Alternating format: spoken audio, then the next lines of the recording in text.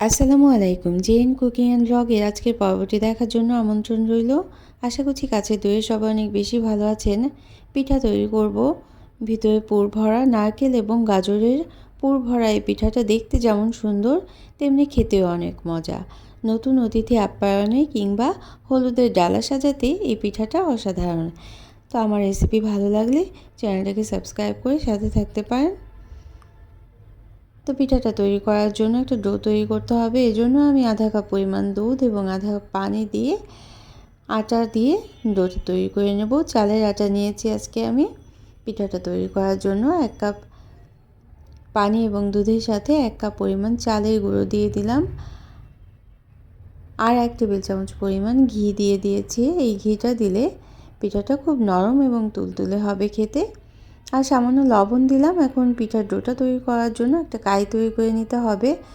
একটু সময় নেড়ে চেড়ে এভাবে করে তৈরি করে নিতে হবে, নিচে লেগে যেতে পারে। পানির পরিমাণটা ঠিক রাখলে কাইটা খুব সুন্দরভাবে তৈরি করা যাবে। 1 কাপ পানির জন্য আমি 1 কাপ চালের গুঁড়ো নিয়েছি। এখন গরম থাকতে থাকতেই ডোটা তৈরি করে নিতে হবে, এভাবে মথে নিতে হবে। অল্প হাতে পানি মিশিয়ে আমি মেখে নিয়েছিলাম আটাটা, এবং শেষের দিকে 1 টেবিল চামচ পরিমাণ ঘি দিয়ে আরও নরম করে এই ডোটা খুব সুন্দরভাবে তৈরি করে নিয়েছি। তো আজকে আমি পুর তৈরি করার জন্য নারকেল কুড়োনো এবং গাজর দেব, পরে গাজর কুচি দেব, কুড়োনো গাজর দেব, আর চিনি দিয়ে তৈরি করব। চাইলে কেউ গুড় দিয়েও তৈরি করে নিতে পারে।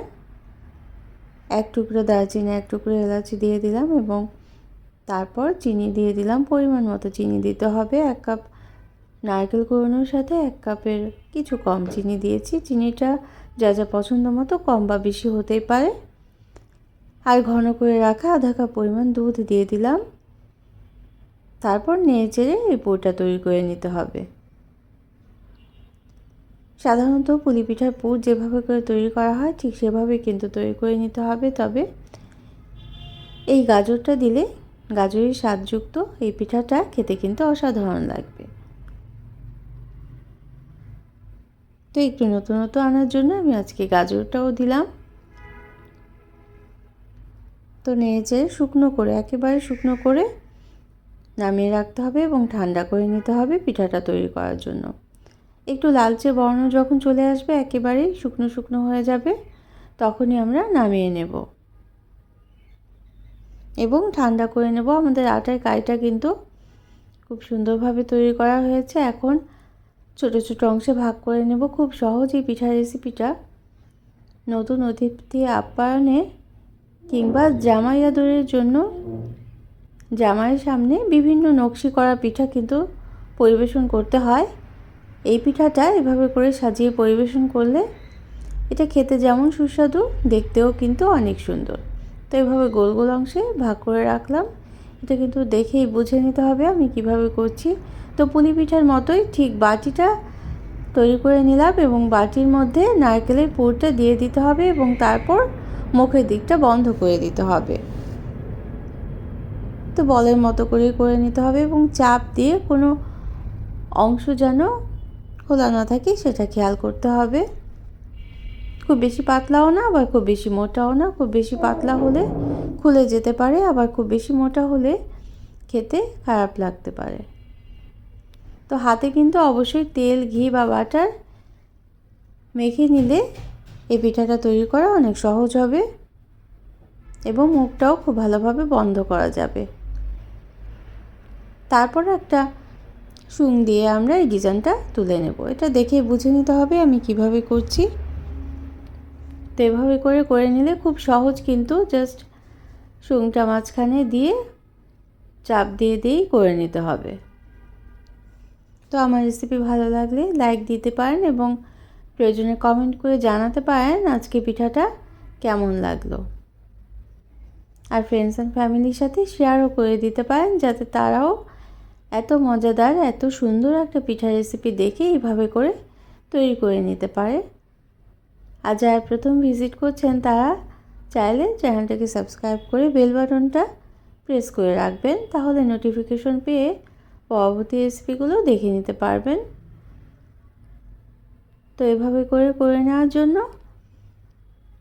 পিঠাটা খেতেও কিন্তু অনেক সুস্বাদু হবে।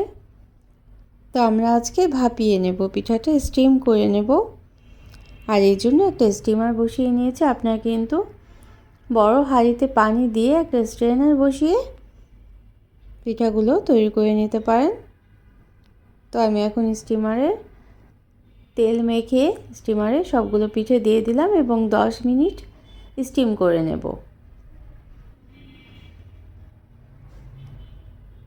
তো 10 মিনিট পর আমাদের স্টিম করা হয়ে গেল। এই ধোয়া ওঠা গরম গরম পিঠা শীতের সকালে কেমন লাগবে খেতে একবার কিন্তু কমেন্ট করে জানাতেই পারেন।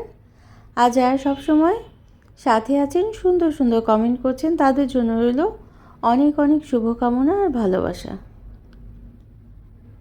তো এই গরম গরম পিঠাটা আমরা কিন্তু দুধে ভিজিয়েও পরিবেশন করতে পারি।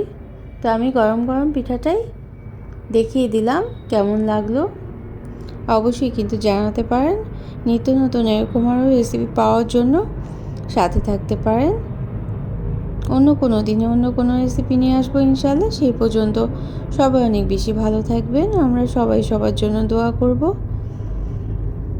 Thanks for watching. আল্লাহ হাফেজ। একটা ভেঙে দেখিয়ে দিলাম, ভিতরে কিন্তু এরকম খুব সুন্দর নারকেলের পুর ভরা। আসসালামু আলাইকুম।